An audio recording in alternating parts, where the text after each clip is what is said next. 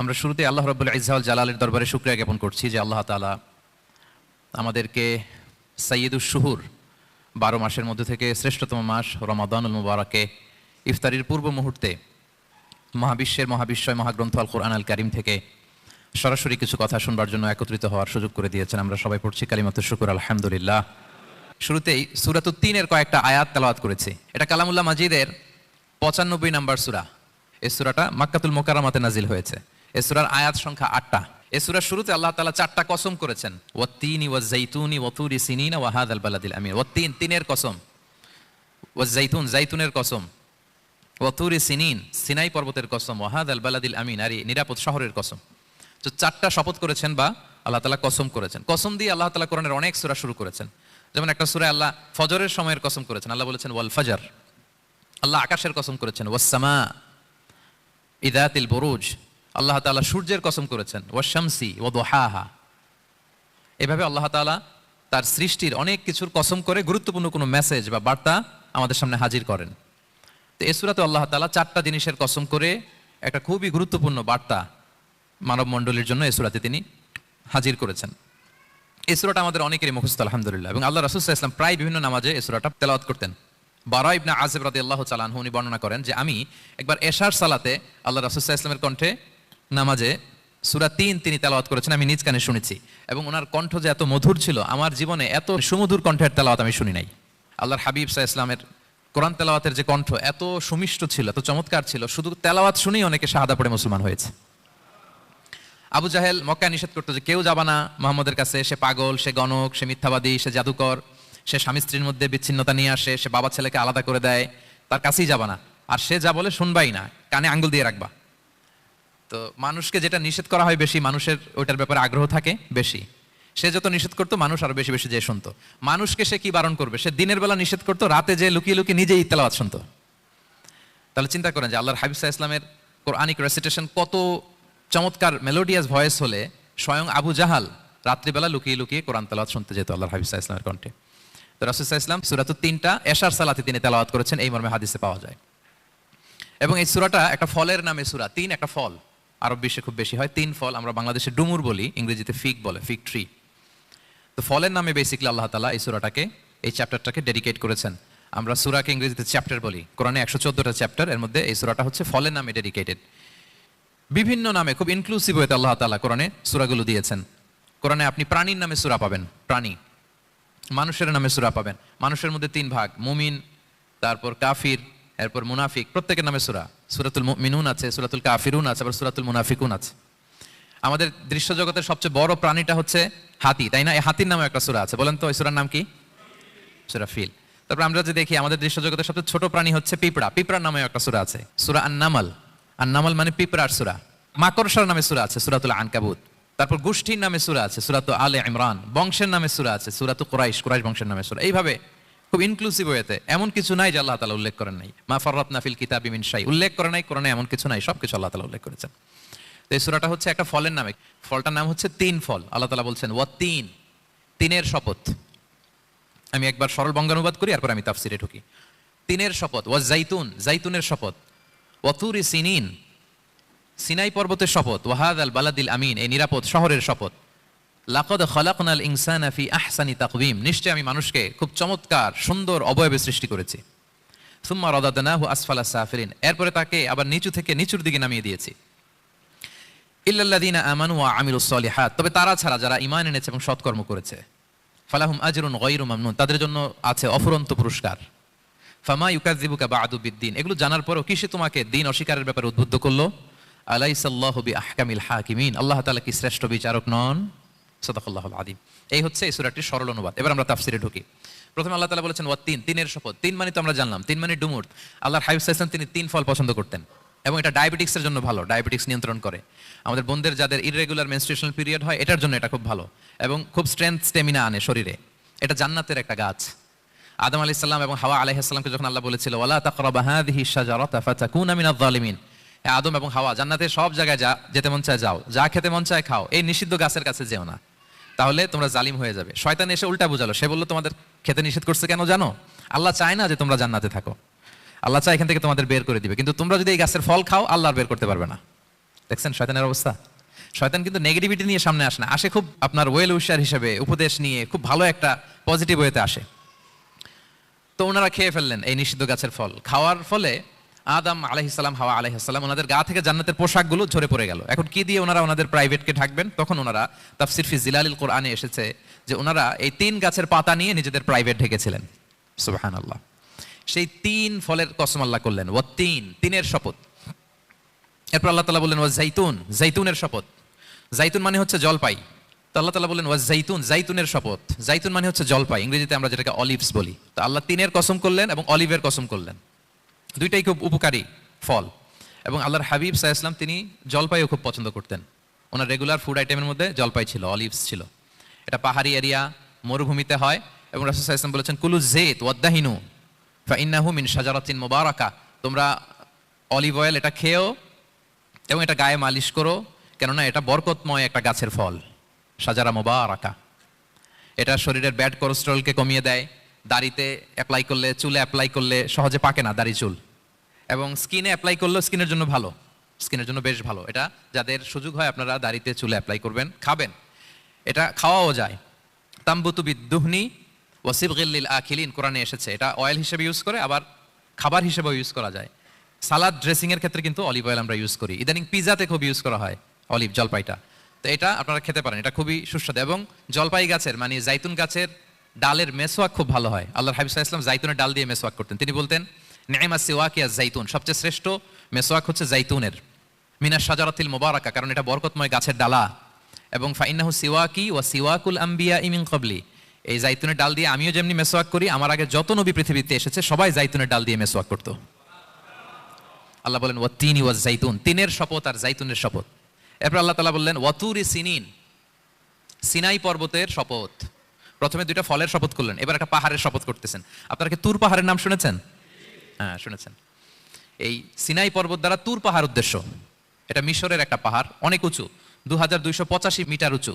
ওইটার নিচে আছে মুকাদ্দাসে তুয়া, যেখানে মুসা আলাইহিস সালামকে আল্লাহ তাআলা জুতা খুলতে বলেছিলেন, ফাখলানা আলাইকা ইন্নাকা বিল ওয়াদিল মুকাদ্দাসি তুয়া, হে মুসা তুমি পবিত্র উপত্যকায় এসেছো, জুতা খুলো। তো ওখানে সব ধর্মের লোকেরা যায়, সব ধর্মের লোকদের জন্য তীর্থস্থান। মুসলিম, জুইশ, খ্রিস্টিয়ান সবাই যায়। এটা সিনাই একটা এলাকা আছে মিশরের, north south Sinai, north Sinai, এটা সাউথ সিনাইতে অবস্থিত। তো নিচে একটা খ্রিস্টানদের প্রাচীন গির্জা আছে, সেন্ট ক্যাথেরিনা গির্জা। সেখান থেকে চলতে চলতে আপনাকে উপরে যেতে হবে, ফজরের পরে আবার চলে আসতে হবে, তা না হলে দুপুরবেলায় 10টা-11টার দিকে এমন সূর্যের প্রখর তাপ ওই পাথরের মধ্যে লাগে, ওখানে আর থাকা যায় না। একেবারে তুর পাহাড়ের উপরে সেখানে খ্রিস্টানদের জন্য ছোট্ট একটা সিনাগোগ আছে, তারা প্রার্থনা করে। খ্রিস্টানদের একটা চার্চ আছে, মুসলিমদের জন্য ছোট্ট একটা মুসল্লা আছে সূরার মতো। আল্লাহ ওই সিনাই উপত্যকার কসম করেছেন, ওয়া তুরি সিনিন, সিনাই উপত্যকার কসম। এখানেই আল্লাহ তাআলা মুসা আলাইহিস সালামকে তাওরাত দিয়েছিলেন, মেজর একটা আসমানি কিতাব দিয়েছিলেন। এবং সরাসরি মুসা আলাইহিস সালাম এই পাহাড়ের চূড়ায় বসে আল্লাহ তাআলার সাথে কথা বলতেন। ওয়া কাল্লামাল্লাহু মুসা তাকলিমা, উনি সরাসরি কথা বলতেন। এটা ওনার একটা স্পেশাল বৈশিষ্ট্য ছিল, ক্যারেক্টারিস্টিক্স। এবং আল্লাহ তাআলা নূরের তাজাল্লি দিয়ে এই পাহাড়কে একবার জ্বালিয়ে দিয়েছিলেন। আজও এই পাহাড়ের রংটা অনেকটা একটু লালচে, একটু কালোচে, একটু রেডিশ কালারের। এবং মুসা আলাইহিস সালাম এই নূরের তাজাল্লির ঝলকে তিনি বেহুশ হয়ে গিয়েছিলেন এই পাহাড়ের উপরে। ইয়াজুজ মাহুজ যখন কিয়ামতের আগে আগমন করবে, তখন মুসলমানদের সেন্টার হবে। ঈসা আলাইহিস সালাম মুসলমানদেরকে নিয়ে ওইখানে অবস্থান করবেন, এই তুর পাহাড়ের ওখানে। এবং আল্লাহর হাবিব সাল্লাল্লাহু আলাইহি ওয়াসাল্লামের মেরাজের রাতে ইসরার সময় একটা স্টেশন ছিল এই তুর পাহাড়। জিবরাইল আলাইহিস সালাম এই তুর পাহাড়ে আল্লাহর হাবিব সাল্লাল্লাহু আলাইহি ওয়াসাল্লামকে নামিয়ে বলেছিলেন যে এটা জাবাল মুসা, আপনার ভাই মুসার পাহাড়, আপনি এখানে 2 রাকাত নামাজ পড়েন, দোয়া করেন। আল্লাহর হাবিব সাল্লাল্লাহু আলাইহি ওয়াসাল্লাম এই তুর পাহাড়ে 2 রাকাত সালাত আদায় করেছিলেন এবং দোয়া করেছিলেন। আল্লাহ এই তুর পাহাড়ের কসম কাটলেন, ওয়া তুরি সিনিন, সিনাই পর্বতের কসম, যেখানে তাওরাত কিতাব নাজিল হয়েছিল। এরপর আল্লাহ তাআলা বললেন, ওয়া হাদাল বালাদিল আমিন, আর এই নিরাপদ শহরের শপথ। এই শহর দ্বারা মক্কা শহর উদ্দেশ্য, কারণ রাসূল সাল্লাল্লাহু আলাইহি ওয়াসাল্লাম তখন মক্কায় ছিলেন, মক্কা নগরী। এই শহরের পূর্ব নাম ছিল বাক্কা। মক্কা নগরীকে বলা হয় উম্মুল কুরা, সব শহরের মা, সব শহরের সেন্টার, পৃথিবীর নাভিস্থল। এবং আল্লাহ তাআলা বলেছেন, মান দাখালাহু কানা আমিনা, এখানে যে প্রবেশ করবে সে নিরাপদ। হেরেমের মধ্যে কিন্তু কাউকে আক্রমণ করা যায় না, কোনো খুনিও যদি ঢুকে যায় অ্যাটাক করা যাবে না। তো জাহেলি যুগে এমনটা ঘটতো, কারোর সাথে কারো শত্রুতা হলে, ধরেন যে একজন তার বাবাকে হত্যা করেছে, তো সে তাকে পেয়েছে, ওই লোক বাঁচার জন্য দৌড়াতে দৌড়াতে হেরেমের ভিতরে ঢুকে যেত, কারণ সে জানে যে হেরেমে ঢুকলে সে আমাকে মারবে না। তো পরে সে যখন হেরেম থেকে বেরোতো, আবার তার সাথে যুদ্ধ শুরু হতো। এবং এই শহরের এত মর্যাদার কারণ হচ্ছে, সেদিন ইব্রাহিম আলাইহিস সালাম তিনি আল্লাহর কাছে দোয়া করেছিলেন যে রব্বি জাআল হাযা বালাদান আমিনা, হে আল্লাহ আপনি এই শহরকে নিরাপদ করেন, ওয়ারসুক আহলাহু মিনাস সামারাত, আর এই শহরের অধিবাসীদেরকে আপনি ফলমূল দিয়ে রিজিকের ব্যবস্থা করেন। এখনো দেখবেন যে সারা পৃথিবীতে যেই ফল নাই, মক্কাতে ওই ফল আছে। সারা পৃথিবী থেকে ফল ওখানে যায়। এবং মক্কার নেইবরিং সিটি তায়েফ, সেখানে অনেক ফল উৎপাদিত হয়, এখানে আসে। নিরাপদ শহর, বালাদান আমিনা। এবং আল্লাহর হাবিব সাল্লাল্লাহু আলাইহি ওয়াসাল্লাম বলেছেন যে এই মক্কা শহর আমার সবচাইতে প্রিয় শহর। বাধ্য হয়ে তিনি যখন হিজরত করলেন মদিনায়, সেদিন বারবার তিনি মক্কার দিকে পেছনে ফিরে ফিরে তাকান আর কেঁদে কেঁদে তিনি বলতেছিলেন যে মাক্কাতু আহাব্বুল বিলাদ ইলাইয়া, মক্কা আমার কাছে সবচেয়ে প্রিয় নগরী। লাউলা উখরিজতু লামা খারাজতু, আমাকে যদি জোর করে বের করে দেয়া না হতো আমি কোনোদিন মক্কা ছেড়ে অন্য কোথাও যেতাম না।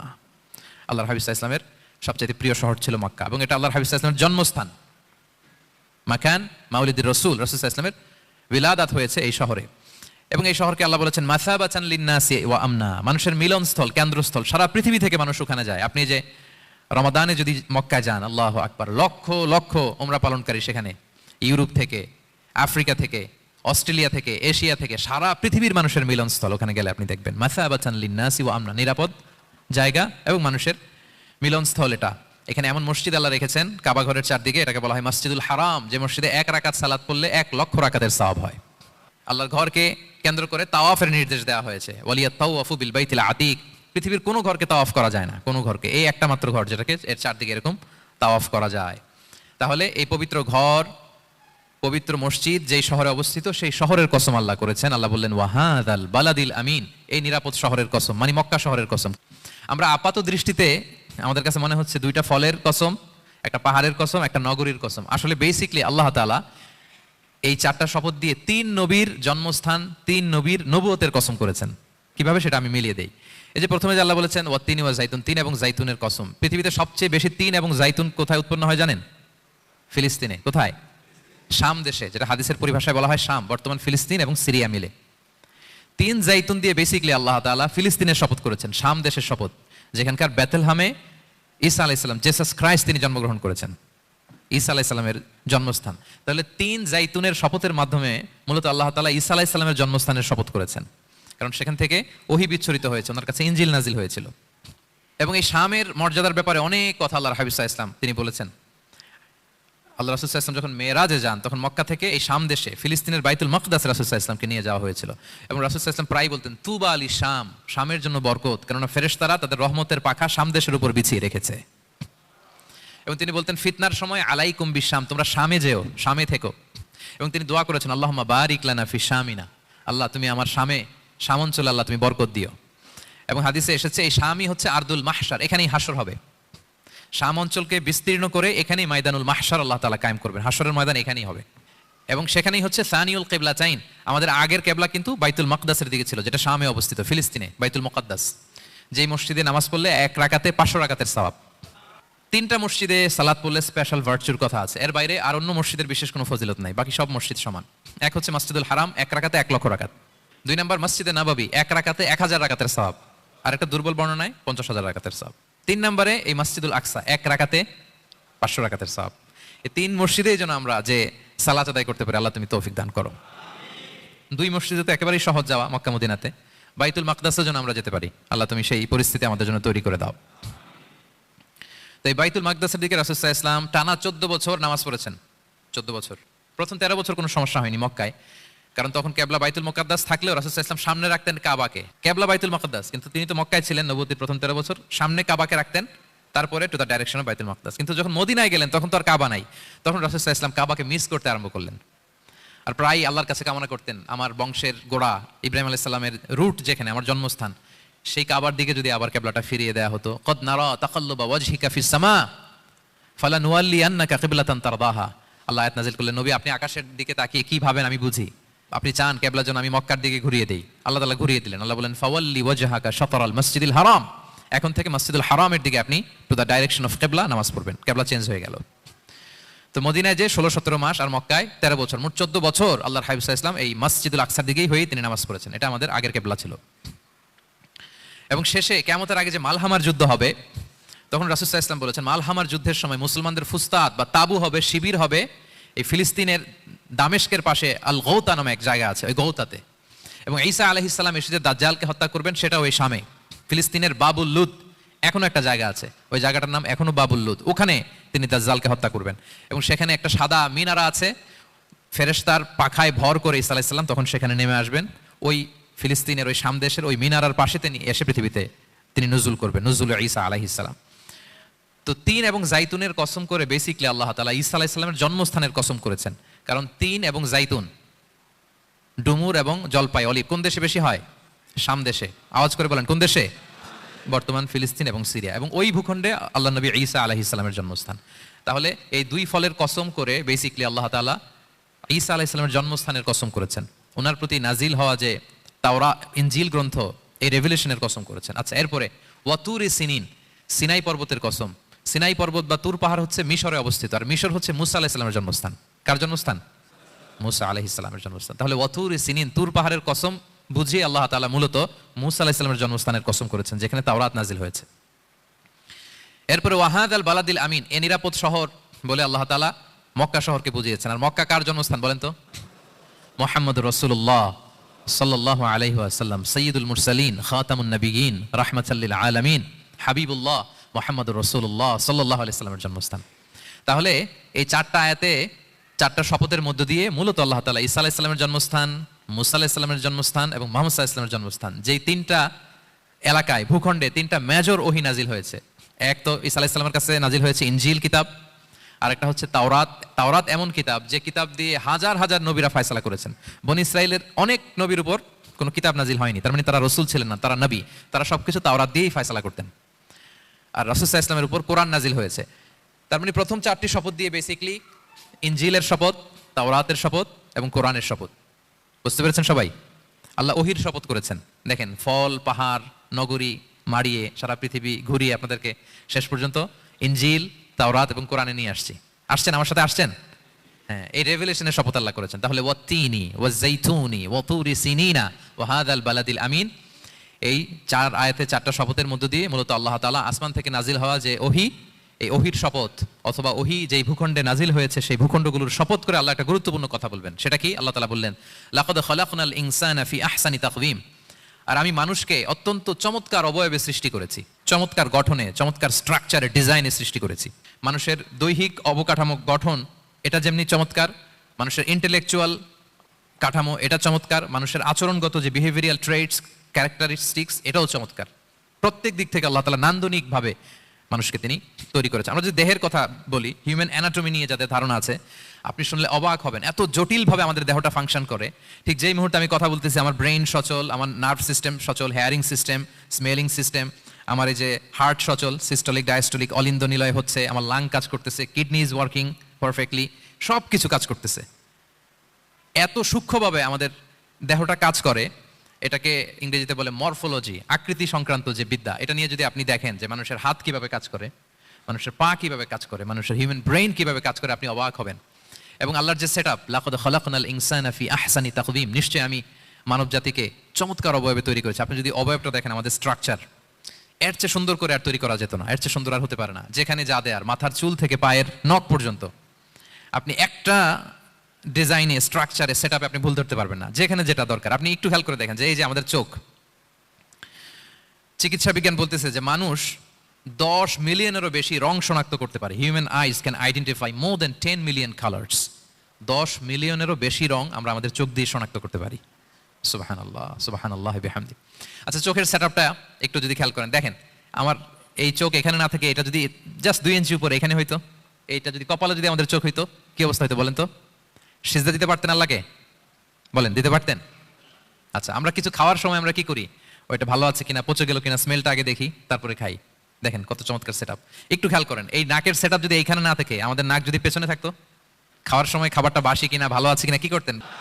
লাকাদ খালাকনাল ইনসানা ফি আহসানি তাকওয়িম। আচ্ছা দেখেন, এই যে আমরা কান দিয়ে শুনি, এই যে কান পেঁচানো, মনে করেন না যে এমনি এমনি পেঁচানো, এই পেঁচানো, এটা এই পথ না থাকলে আমরা শুনতেই পেতাম না। এটা এমনভাবে সেটআপ করা, এটা এই ইথারে ভাষা তরঙ্গকে এয়ার ড্রামের ভেতরে সুন্দরভাবে ইনপুট করে, নাহলে আমরা শুনতে পেতাম না। আপনার এই কান কেটে ফেলে দিলে আপনি শুনতে পারবেন না। এটা এইভাবেই যেতে হবে, সুরঙ্গটা এইভাবে তৈরি হতে হবে। আচ্ছা দেখেন, আপনার কান, এই কান যদি এইখানে না থেকে আপনার ডান বগলের নিচে হইতো, বাম কান যদি বাম বগলের নিচে হইতো, তাহলে কি হইতো বলেন? আজকে আমার ওয়াজ কিভাবে শুনতেন বলেন দেখি? কিভাবে শুনতেন? বুদ্ধি আছে বলে যে হুজুর এইভাবে শুনতাম। সুবহানাল্লাহ, সুবহানাল্লাহ। লাকাদ খালাকনাল ইনসানা ফি আহসানি তাকওয়িম, আমি মানুষকে সবচেয়ে সুন্দর সর্বোত্তম গঠনে তৈরি করেছি। দেখেন, কান দুটো এখানে থাকলে কথা শুনতে হইলে হাত উঁচু করে রাখা লাগতো। আল্লাহ, আপনি একটা একটা অঙ্গ দেখেন, ঠিক যেখানে যেটা যেভাবে সেট করা দরকার, আল্লাহ তাআলা দয়া করে অনুগ্রহ করে ঠিক সেভাবে তিনি সেট করেছেন। আমাদের চেহারার মধ্যে দেখেন এক একজনের এক এক রং, ওয়াখতিলাফু আলসিনাতিকুম ওয়া আলওয়ানিকুম ইন্না ফি যালিকা লাআয়াতুন লিল আলিমিন। আল্লাহ বলেন তোমাদের ভাষার ভিন্নতা দিয়েছি, তোমাদের গায়ের রঙের ভিন্নতা, একজনের চেহারার সাথে আরেকজনের মিল নাই, একজনের ফিঙ্গারপ্রিন্টের সাথে। আয়াহসাবুল ইনসানু আল্লান নাজমাআ ইযামা বালা কাদিরিনা আলা আন নুসাউইয়া বানানা। মানুষ ভেবেছে সে মারা গেলে তাকে আমি তার অস্থি মজ্জা হাড় গোশত চামড়া জোড়া লাগাতে পারবো না। আরে তার আঙ্গুলির অগ্রভাগ পর্যন্ত আমি সুবিন্যস্ত করে আমার কাছে রেখে দিয়েছি ফিঙ্গারপ্রিন্ট। আমাদের ফিঙ্গারপ্রিন্টগুলো আল্লাহর কাছে সংরক্ষিত, একজনের ফিঙ্গারপ্রিন্টের সাথে আরেকজনেরটা মিলে না। এই যে আমার 10 আঙ্গুলে 10টা ফিঙ্গারপ্রিন্ট, পায়েরগুলো হচ্ছে ফুটপ্রিন্ট, একটার সাথে আরেকটা মিলে। আমার এটার সাথে এটা মিলবে বলেন? আমার সাথে আপনারটা মিলবে? বর্তমানে পৃথিবীতে কত কোটি মানুষের বসবাস বলেন? এই যত মানুষ পৃথিবীতে আছে একজনের আঙ্গুলের ছাপের সাথে, এই যে বায়োমেট্রিক্যাল অথেন্টিকেশন যে আমরা করি, একজনের ফিঙ্গারপ্রিন্টের সাথে আরেকজনের ফিঙ্গারপ্রিন্টের মিল নাই। একজনের ফুটপ্রিন্টের সাথে ফুটপ্রিন্ট মিল, ইভেন একজনের আই প্রিন্টের সাথে। আমাকে একজন ওনার হসপিটালে নিয়ে গেল ঢাকায়, তো উনি ওনার দরজা খুলতেছে আই প্রিন্ট দিয়ে, মানে উনি না গেলে খুলে না। উনি আর ওনার খুব কাছের স্টাফ, এটা গুরুত্বপূর্ণ একটা অফিস। তো উনি চোখ দিল, আই প্রিন্ট নিল, এরপরে দরজা খুলে যাচ্ছে। দেখেন একজনের আই প্রিন্টের সাথে আরেকটা আই প্রিন্ট মেলে না। সুবহানাল্লাহ। প্রিয় ভাইরা, একজনের ফিঙ্গারপ্রিন্টের সাথে আরেকজনের ফিঙ্গারপ্রিন্টের কোনো মিল আছে পৃথিবীতে? ফুটপ্রিন্টের সাথে, আই প্রিন্টের সাথে? কারণ ডিজাইনারটা কে বলেন তো? হুয়াল্লাযী ইউসাউবিরুকুম ফিল আরহামি কাইফা ইয়াশা। মায়ের পেটে থাকতেই আল্লাহ তাআলা এগুলো ডিজাইন করে দিয়েছেন। আমি কেমন হব, আমার বৈশিষ্ট্য কেমন কেমন হবে, এই যে আমি যে আমার বাবা দাদা 14 পুরুষের ডিএনএ বয়ে বেড়াই, এগুলো সব নিয়ে আমার বৈশিষ্ট্য, আমার কণ্ঠস্বর, আমার ক্যারেক্টারিস্টিক্স, আমার ফিচার কেমন হবে, সব তিনি আল্লাহ তাআলা মায়ের পেটে থাকতে ডিজাইন করে দিয়েছেন। সুবহানাল্লাহ। আল্লাহ বলছেন লাকাদ খালাকনাল ইনসানা ফি আহসানি তাকওয়িম। প্রিয় ভাইরা, কসম করার পরে আল্লাহ যে কথাটা বলেন এটা অনেক গুরুত্বপূর্ণ, খুবই গুরুত্বপূর্ণ বার্তা। আল্লাহ চারটা কসম করে তিনটা নবীর জন্মস্থানের শপথ করে তিনি বললেন লাকাদ খালাকনাল ইনসানা ফি আহসানি তাকওয়িম।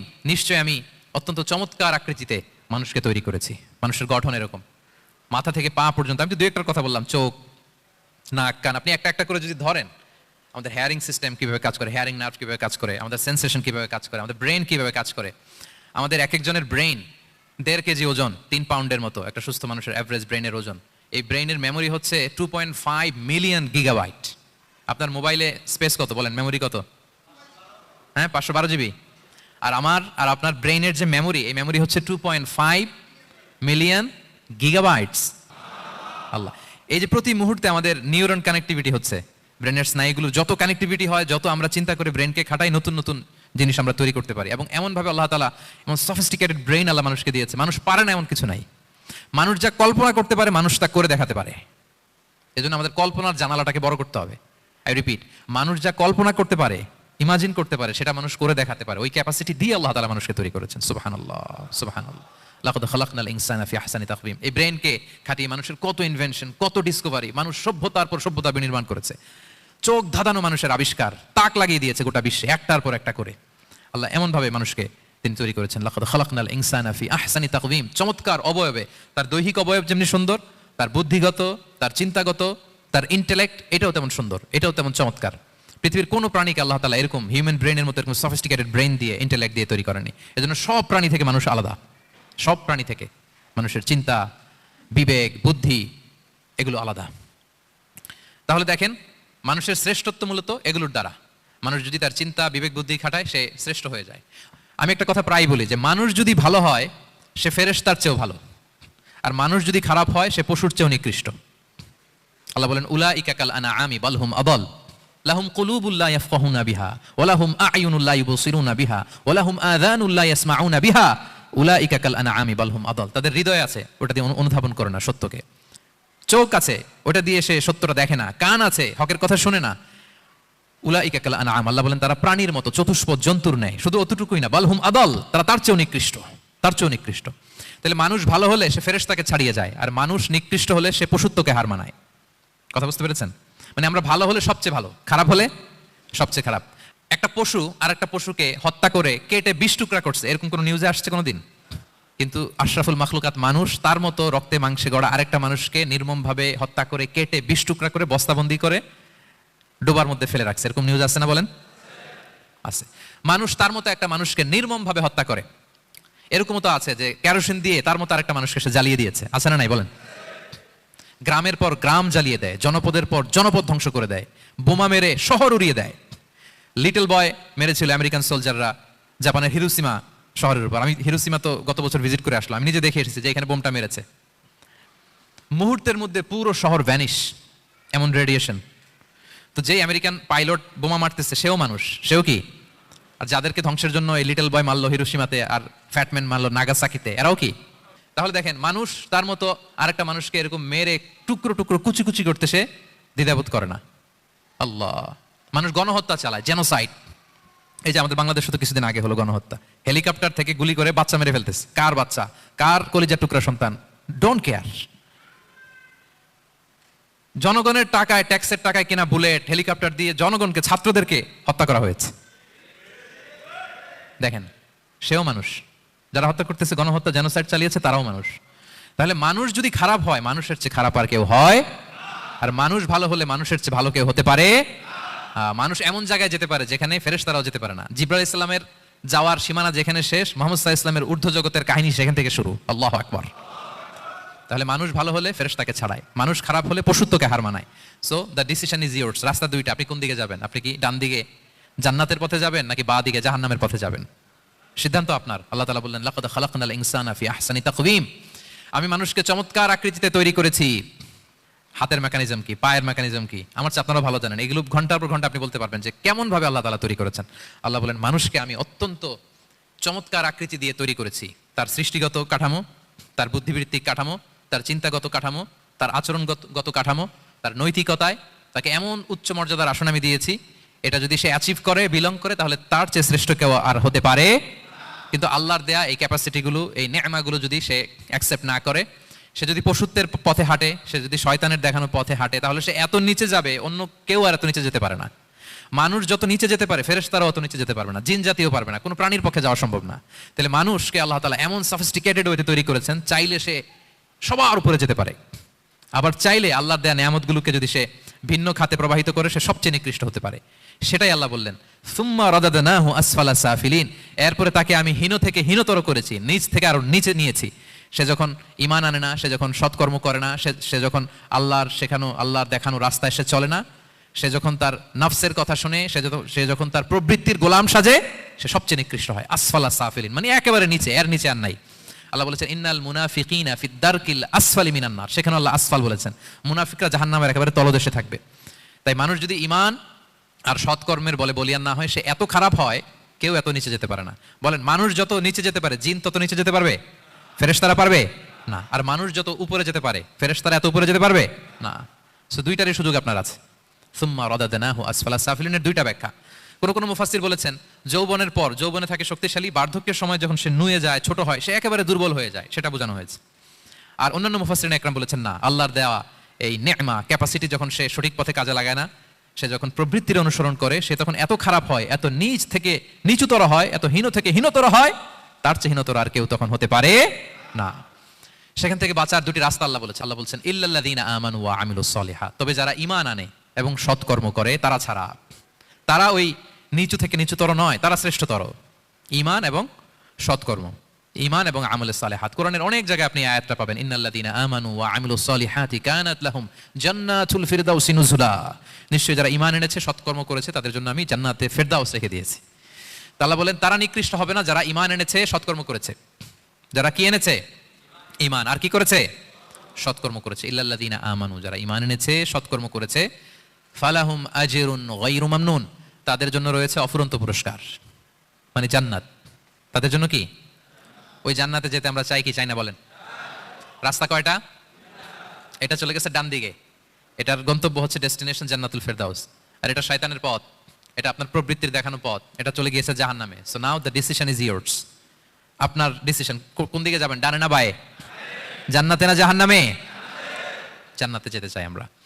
ফালাহুম আজরুন গায়রু মামনুন, তাদের জন্য আছে অফুরন্ত নেয়ামত, অফুরন্ত পুরস্কার। আমরা যেন সেই পুরস্কার লাভে ধন্য হতে পারি, আমরা সবাই বলি আমিন। আল্লাহ বলেন, এইভাবে চারটা কসম করার পরে, এত গুরুত্বপূর্ণ বার্তা হাজির করার পরে, তোমার ঘুমন্ত বিবেককে জাগিয়ে তোমাকে বার্তা দেওয়ার পরেও কিভাবে তুমি অস্বীকার করতে পারো আখিরাতকে? ফামা ইউকাযযিবুকা বা'দু বিদ্দিন। এরপরেও কোন বিবেকে, কোন আকলে, কোন সাহসে তুমি কর্মফল দিবসকে অস্বীকার করো? কোন সাহসে? এখানে দিন দ্বারা উদ্দেশ্য কর্মফল। ভালো করলে যে ভালো পাবে, খারাপ করলে যে খারাপ পাবে। দিনের অনেক অর্থ, এটার তাফসিরে গেলে সময় কুলাবে না। ফামা ইউকাযযিবুকা বা'দু বিদ্দিন। এরপরেও কর্মফলকে অস্বীকার করার সাহস তুমি কোত্থেকে পাও? কিসে তোমাকে উদ্বুদ্ধ করে কর্মফল দিবসকে অস্বীকার করতে? আলাইসাল্লাহু বিআহকামিল হাকিমিন, আল্লাহ তাআলা কি শ্রেষ্ঠ বিচারক নন? সূরা আবু দাউদে আল্লাহর হাবিব সাল্লাল্লাহু আলাইহি ওয়াসাল্লাম বলেন, কেউ যদি সূরাতুত তিন তেলাওয়াত করে, করতে করতে যদি শেষ আয়াতে চলে আসে, আর সে যখন পড়ে আলাইসাল্লাহু বিআহকামিল হাকিমিন, আল্লাহ তাআলা কি শ্রেষ্ঠতম বিচারকদের মধ্যে সর্বশ্রেষ্ঠ বিচারক জাজ নন, তখন সে যেন উত্তর দেয়, এটা তো আল্লাহর প্রশ্ন। আলাইসাল্লাহু বিআহকামিল হাকিমিন, আল্লাহ আমাদেরকে প্রশ্ন ছুড়ে দিয়েছেন যে আল্লাহ তাআলা কি শ্রেষ্ঠ বিচারক নন? তখন যে তেলাওয়াত করে সে যেন বলে বালা বালা ওয়া আনা আলা যালিকা মিনাশ শাহিদিন। বালা মানে অবশ্যই, হ্যাঁ আল্লাহ অবশ্যই আপনি শ্রেষ্ঠ বিচারক, আর আপনি যে শ্রেষ্ঠতম বিচারক এই সাক্ষী আমি দিচ্ছি, এই ঘোষণা আমি দিচ্ছি। পড়েন সুবহানাল্লাহ। আপনি দেখবেন মসজিদুল হারামে, হারামাল মাক্কিতে যখন তেলাওয়াত করে ইমাম সাহেবরা, এই আয়াতের পরেই যদি রুকুতে যায় দেখবেন ফিসফিস করে বলে যে বালা বালা ওয়া আনা আলা যালিকা মিনাশ শাহিদিন। আমি নিজে শুনেছি, দেখবেন ওনার এটা পরে, কারণ আল্লাহ এখানে প্রশ্ন ছুড়ে দিয়েছেন, আর উত্তর হিসেবে বলতে হবে বালা ওয়া আনা আলা যালিকা মিনাশ শাহিদিন। আল্লাহ অবশ্যই আপনি শ্রেষ্ঠ বিচারক। আল্লাহর চাইতে শ্রেষ্ঠ বিচারক আর হতে পারে? আমরা কত লাকি যে আল্লাহর আহকামুল হাকিমিন হিসেবে বিচারক পেয়েছি। হ্যাঁ, আমাদের বিচার যদি অন্য কেউ করতো, নিজেরা যদি নিজেদের, আল্লাহ যদি বলতো তোরটা বিচার তুই কর আর তোরটা তুই কর, কি অবস্থা হইতো বলেন? যার সাথে যার শত্রুতা আছে ওইখানে দেখাই দিত। কিন্তু আমরা বিচারক হিসেবে পেয়েছি কাকে? আল্লাহ কি পার্সিয়ালিটি করবে বিচারে? স্বজনপ্রীতি করবে? কার উপর জুলুম করবে? কাউকে ঠকাবে? আল্লাহ বলেন ওয়ামা আনা বিযাল্লামিল লিল আবিদ, আমি কখনো আমার বান্দার উপর জুলুম করি না, জুলুম করি না। ওয়া নাদাউল মাওয়াজিনাল কিসতা লিয়াউমিল কিয়ামা, কিয়ামতের দিন আমি মিজান নামে এমন এক ন্যায় বিচারের মানদণ্ড স্থাপন করব, ফালা তুযলামু নাফসুন শাইআ, এক বিন্দু পরিমাণ কেউ মাজলুম হবে না, এক বিন্দু পরিমাণ কেউ মাজলুম হবে না। এজন্য দুনিয়াতে যদি বিচার না পান, আল্লাহর দরবার বিচারটা দিয়ে রাখেন, সেদিন বিচার হবে। আহকামুল হাকিমিন আপনারা ঠকাবে না। দুনিয়াতে বিচার পান নাই, মাজলুম হয়েছেন, মানুষ ভুল বুঝছে, কেউ আপনার ঠিকমতো বুঝে নাই, আপনার কথাটা কাকে বলবেন? বিপদে পড়লে ক্রাইসিস মোমেন্টে কাকে শেয়ার দিবেন? না ফেসবুকে শেয়ার দিবেন? আমরা তো ফেসবুকে শেয়ার দিয়ে দিই এখন। ফেসবুকে শেয়ার দেওয়ার আগে, বন্ধুকে শেয়ার দেওয়ার আগে, স্ত্রীর কাছে শেয়ার করার আগে আমার সমস্যার কথা আগে শেয়ার করবো কাকে? কারণ আলাইসাল্লাহু বি আহকামিল হাকিমিন, আল্লাহ বলছেন আমি কি শ্রেষ্ঠ বিচারক নই? বালা বালা ইয়া রাব ওয়া আনা আলা যালিকা মিনাশ শাহিদিন, অবশ্যই আল্লাহ আপনি শ্রেষ্ঠ বিচারক। ক্লিয়ার হয়েছে না সবার কাছে? শপথ কয়টা ছিল? 4টা। মূলত নবুয়তের শপথ, তাই না? নবুয়ত আমাদের জন্য সবচাইতে বড় নেয়ামত, কারণ নবীরা যদি আমাদেরকে এই তথ্যগুলো না দিতেন, আমরা জান্নাত জাহান্নাম চিনতাম? ভাইরা বলেন তো, আখেরাত চিনতাম? এই যে আখেরাত হবে, পুলসিরাত হবে, day of judgement, day of accountability, আল্লাহর সুপ্রিম কোর্টের কাঠ গড়ায় পাই টু পাই হিসাব দিতে হবে, নবীরা না এসে বললে আমরা এত বুঝতাম না। নবীরা জান্নাত জাহান্নাম চিনিয়েছে, আল্লাহর বিশদ পরিচয় আমাদের সামনে তুলে ধরেছে, আখিরাতের পরিচয়, লাইফ আফটার ডেথ কিরকম হবে সবকিছু আমাদের কাছে তুলে ধরেছে। সো নবুয়ত আল্লাহ তাআলার পক্ষ থেকে অনেক বড় নেয়ামত। 2 নম্বর নেয়ামত হচ্ছে আল্লাহ তাআলা আমাদেরকে যে ক্যাপাসিটি দিয়েছে, বুদ্ধিমত্তা, ইন্টেলেক্ট, বিচার বিশ্লেষণ, যেটা দিয়ে আমরা অন্যান্য সব প্রাণী থেকে আলাদা, এটাও আল্লাহর বড় নেয়ামত। এই নেয়ামতের শুকরিয়া যেন আমরা করি। এবং আমি যেটা বলেছি, মানুষ যেটা কল্পনা করতে পারে সেটা সে করেও দেখাতে পারে। সো আল্লাহ তাআলা যাকে যেই কোয়ালিটি দিয়েছে, ক্যাপাসিটি দিয়েছে, আমরা যেন এই নেয়ামতের শুকরিয়া করি। নেয়ামতের শুকরিয়া করলে এই নেয়ামত দেওয়ার ধারাবাহিকতা এটা বাড়িয়ে দেয় কে? লা ইন শাকারতুম লা আযীদান্নাকুম ওয়া লা ইন কাফারতুম ইন্না আযাবি লাশাদীদ। শুকরিয়া করলে নেয়ামত আরো বাড়িয়ে দেব। তাহলে প্রথম নেয়ামত ছিল নবুওয়াত, প্রফেটহুড, প্রফেসি, এটা অনেক বড় নেয়ামত। এই রেভেলেশন এসে আমাদেরকে এনলাইটেন করেছে। তা না হলে আমাদের গডকে, গডের ফিচার কি, আখেরাত কি, জান্নাত কি, জাহান্নাম কি, the concept of punishment, concept of আখেরা, কিছু আমরা ভালোভাবে বুঝতাম না। এটার শপথ আল্লাহ করেছেন। আল্লাহ আমাদেরকে নেয়ামত দিয়েছেন, ক্যাপাসিটি দিয়েছেন, সক্ষমতা দিয়েছেন, সবচাইতে সফিস্টিকেটেড ব্রেন দিয়ে তৈরি করেছেন, এটা একটা বড় নেয়ামত। এবং রাস্তা দেখিয়ে দিয়েছেন, হয় ডানে নয় বায়ে, এবং তিনি আশ্বাস দিয়েছেন যে তোমাদেরকে সঠিক ফায়সালার মাধ্যমে বিচার করা হবে সেদিন। তাই আমাদের বিপদে আপদে সবসময় আমরা যেন ফরিয়াদ করি এক মহান সত্তার কাছে। বলুন তো আওয়াজ করে, তিনি কে? আল্লাহর কাছে যেন আমরা ফরিয়াদ করি। আল্লাহ তাআলা আমাদের সবাইকে কথাগুলো বুঝে আর আমল করার তৌফিক দান করুক। হাযা মা ইনদি ওয়া লা ইলমু ইনদাল্লাহি আলাইহি তাওয়াক্কালতু ওয়া ইলাইহি উনীব। সুবহানাকাল্লাহুম্মা ওয়া বিহামদিকা আশহাদু আল্লা ইলাহা